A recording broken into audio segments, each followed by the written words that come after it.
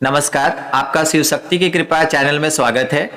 आज की हमारी जो हिंदी कहानी है वो एक बेड टाइम स्टोरी है और शीर्षक है अपना सुंदर गांव। तो चलिए कहानी को हम लोग जल्दी से शुरू करते हैं। बहुत पुराने दिनों की बात है। सुंदरवन नामक एक बहुत ही प्यारा गांव था। वह गांव प्राकृतिक संसाधनों से इतना हरा भरा तथा फूलों से इतना हरा भरा था कि दूर दूर से सैलानी इस गांव को देखने के लिए आया करते थे। उस गांव के चर्चे बहुत दूर दूर तक हुआ करते थे, क्योंकि सुंदरवन गांव में रहने वाले लोग बहुत ही ज्यादा प्यारे और बेहद ही निराले लोग थे, जो सभी की मदद हमेशा से ही किया करते थे। सुंदरवन गांव जो कि सैलानी देखने के लिए आया करते थे, उसकी पूरी मदद तथा खाने पीने की जिम्मेवारी गांव वाले की ही किया करते थे। लेकिन एक ऐसा साल आया जिस साल बहुत दिनों से सुंदरवन गांव में बारिश नहीं हुई, जिस कारण से वहां के पेड़ पौधे, पशु पक्षी तथा फूल सभी मुरझा गए थे। सुंदरवन गांव में अब तो फसल की भी बहुत ज़्यादा कमी हो रही थी, क्योंकि पिछले एक सालों से उस गांव में बारिश नहीं हुई थी।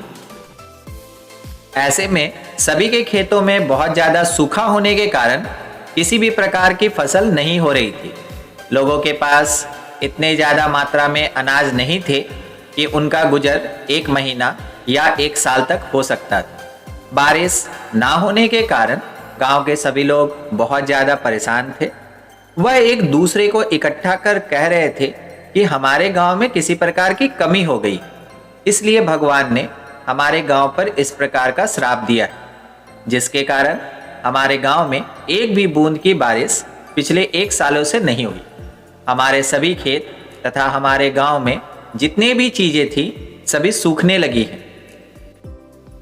अब तो हमारे गांव में बाहर के सैलानी भी नहीं आते हैं, जिससे कि हमारे गांव में कुछ इनकम हो सके। गांव के लोग इन सारी समस्याओं को देखते हुए एक पंचायत बुलाते हैं। उस पंचायत में गांव के सभी लोग, यहाँ तक कि बच्चे और बुजुर्ग सभी शामिल थे।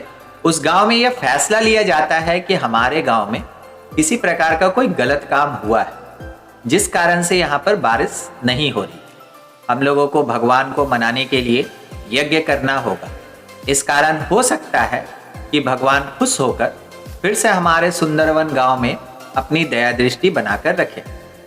गांव की हालत को देखकर सभी लोग मान जाते हैं और कहते हैं कि ठीक है, कल से ही यज्ञ का काम शुरू कर दो। गांव के मंदिर के पास सभी लोग जाकर एक बहुत बढ़िया यज्ञ करते हैं। यज्ञ समाप्त होने के बाद उस गांव में एक बूढ़े ऋषि प्रवेश करते हैं। वह गांव के सभी घर में जाते हैं और कहते हैं कि मैं बहुत दिनों से भूखा हूँ, मुझे कुछ खाने के लिए दे दीजिए। जैसे ही वह किसी के घरों में जाते हैं, फिर भी सबके घर में अनाज की बहुत ज़्यादा किल्लत होने के बावजूद वहाँ के लोग कह रहे थे कि मेरे पास तो ज़्यादा अनाज नहीं है, लेकिन जो भी है मैं आपको देने के लिए पीछे नहीं हटूंगा। गांव वालों के पास चाहे एक दिन का अनाज हो, लेकिन फिर भी वो उस ऋषि को दे रहे। गांव के इस व्यवहार को देखकर ऋषि का मन बहुत खुश हुआ।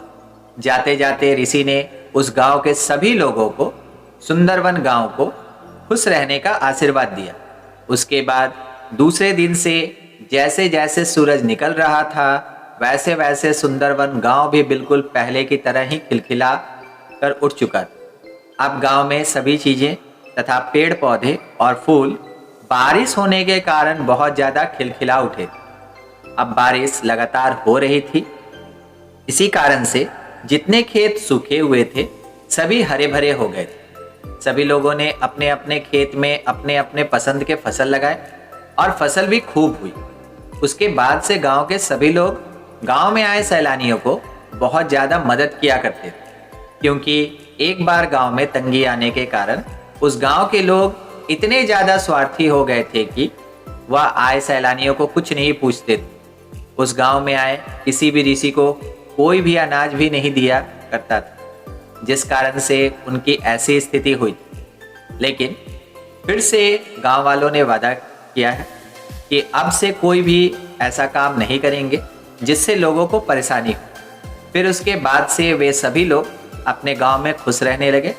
सुंदरवन गांव फिर से चमक उठा था। तो ये थी आज की हिंदी कहानी। इस कहानी से हमें बहुत कुछ सीखने को मिलता है। पूरी कहानी सुनने के लिए देखने के लिए आपका बहुत बहुत धन्यवाद।